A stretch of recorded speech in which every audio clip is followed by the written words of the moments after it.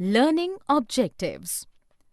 After completing this module, learners will be able to understand and describe democracy in the context of South Africa, understand the need of a constitution for a country, understand in depth how the Indian Constitution took shape, explain with reasons who formed our Constituent Assembly and why, understand and explain in detail the philosophy of our Constitution, understand and explain the key words in the preamble of our Constitution.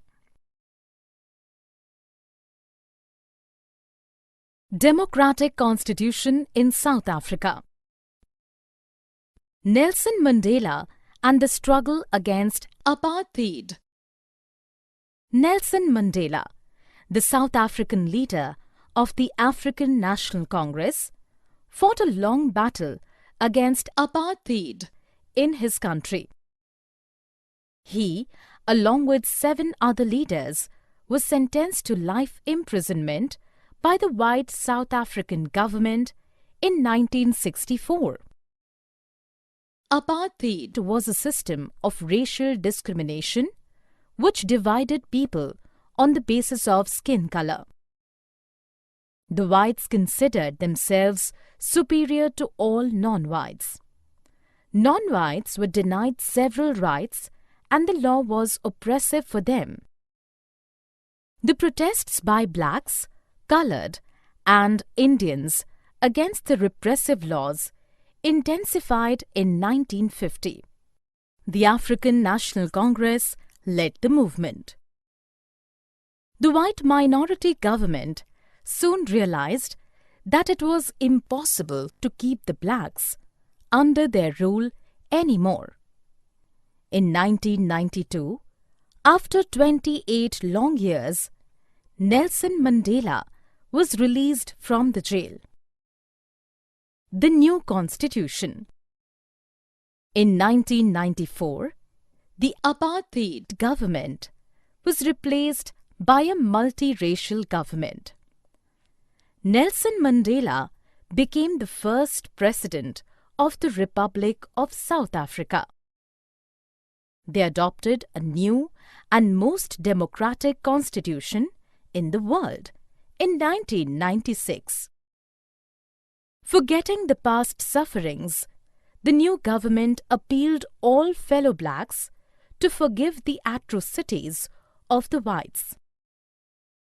It sought cooperation of all the races to make South Africa a country based on equality, democratic values, and social justice.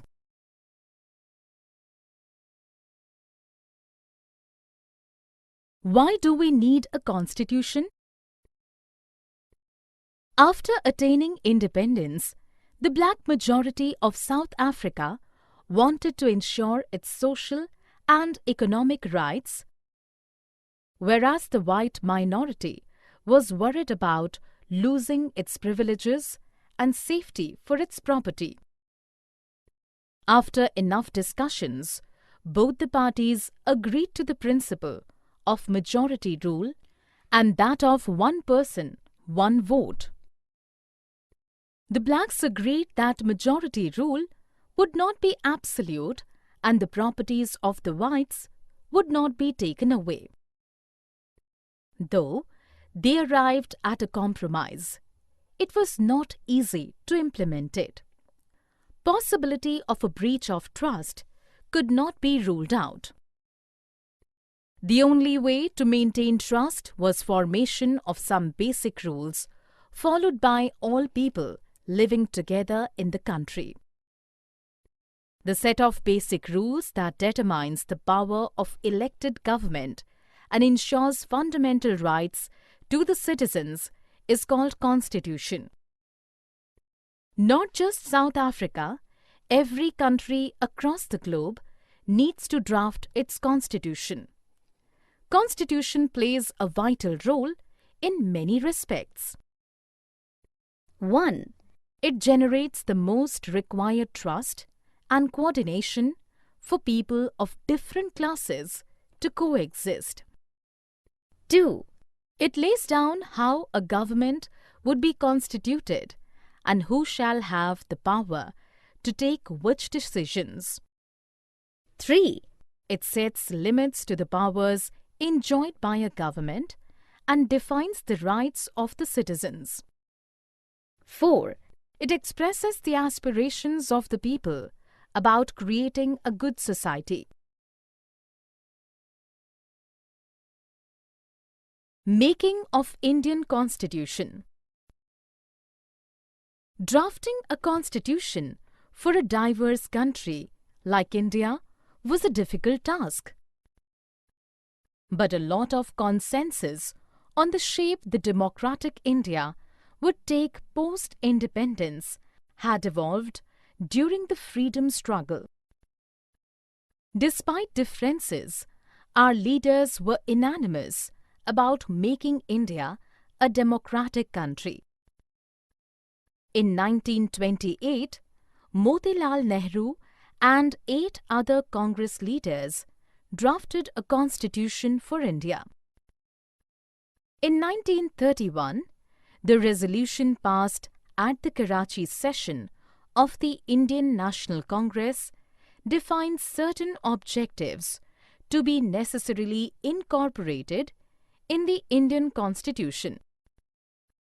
Both of these attempts had certain things in common, like inclusion of universal adult franchise, right to freedom and equality, and protection of minority rights. Our leaders had worked closely with the British institutions. Hence, they knew the importance and role of various institutions in governing a country. In 1937, elections to provincial assemblies were held across British India. All popular political parties of India participated in these elections. These were not fully democratic governments, yet our leaders got a chance to understand the functioning of a government. It helped them in setting up and managing our own institutions later on. Our nationalist leaders drew inspiration from various constitutions. They adopted and modified the best of each as per the local needs. Our constitution has influences from democracy in France, parliamentary system in Britain, fundamental rights in the US, and socialism in Russia. The Constituent Assembly. Elections to the Constituent Assembly were held in July 1946. Its first meeting was held in December 1946. In 1947, the country was divided into India and Pakistan. The Constituent Assembly too had to be divided as Constituent Assembly of India and Constituent Assembly of Pakistan. The Constituent Assembly of India had 299 members. The Constitution was adopted on 26 November 1949 and came into effect on 26 January 1950. Since there was no universal adult franchise at that time, the Constituent Assembly could not be chosen directly by the people of India. It was elected by the members of the existing provincial assemblies. Yet, it had a fair representation of people from different language groups, castes, classes, religions, and occupations. The Constituent Assembly worked in a systematic, transparent, and consensual manner. A fair debate and discussion was held on each and every issue, and everyone was heard before arriving at a decision. Dr. Bhimrao Ambedkar was appointed the chairman of the drafting committee. After several rounds of discussions and more than 2,000 amendments in 114 days spread over a period of 3 years, our Constitution took its final shape. Guiding values of the Indian Constitution. Philosophy of our Constitution. To understand the philosophy of our Constitution, we need to understand the preamble to our Constitution. In a Constitution, a short statement about its basic values is called the preamble to the Constitution. The key words in the preamble of the Constitution of India are: "We the people of India" means that the Constitution was drawn and enacted by the people of India through their representatives. It was not handed down by any king or an outside power. Sovereign. Sovereignty means that India is a free country and no external power can dictate the government of India. The British had proposed a dominion state for India, which meant it would have been a country under the British monarchy. The Constituent Assembly rejected the idea and preferred full freedom. Socialist. The Indian socialism is based on generation of wealth by the society and sharing of wealth equally by the society. The government reduces socio-economic inequality by regulating the ownership of land and industry. Secular. India does not have any official state religion. Citizens are free to follow any religion or faith. The government treats all religious beliefs and practices with equal respect. Democratic. In this form of government, people enjoy equal political rights and elect their leaders. The government, run according to some basic rules, is accountable to its citizens. Guiding values of the Indian Constitution. Republic. It means that President of India, who is the head of the state, is an elected person. It is not a hereditary position. Justice. The government would not discriminate between citizens on the basis of caste, religion, and gender. It would work for the welfare of poor and oppressed to eliminate social inequalities. Liberty. Citizens are granted full freedom to express their opinions and act in a way suitable to them. Equality. All are equal before the law, regardless of their socio-economic conditions. The government shall ensure equal opportunity for all. Fraternity. Each citizen should respect the spirit of brotherhood. No one should treat a fellow citizen as inferior. Institutional design. A constitution is not just a statement of values and philosophy. It is about incorporating these values in institutional arrangements. It was felt that the Constitution must be in keeping with the aspirations of the people and changing society. Thus, a provision for constitutional amendments was made.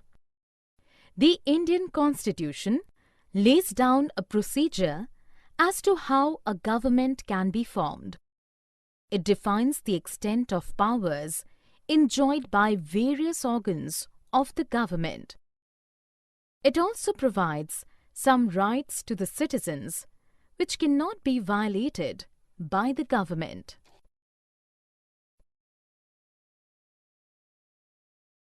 Summary. Let us summarize what we have learned.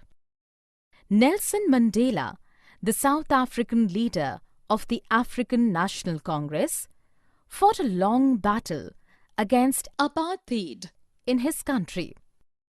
In 1994, the apartheid government was replaced by a multiracial government. The set of basic rules that determines the power of the elected government and ensures fundamental rights to the citizens is called Constitution.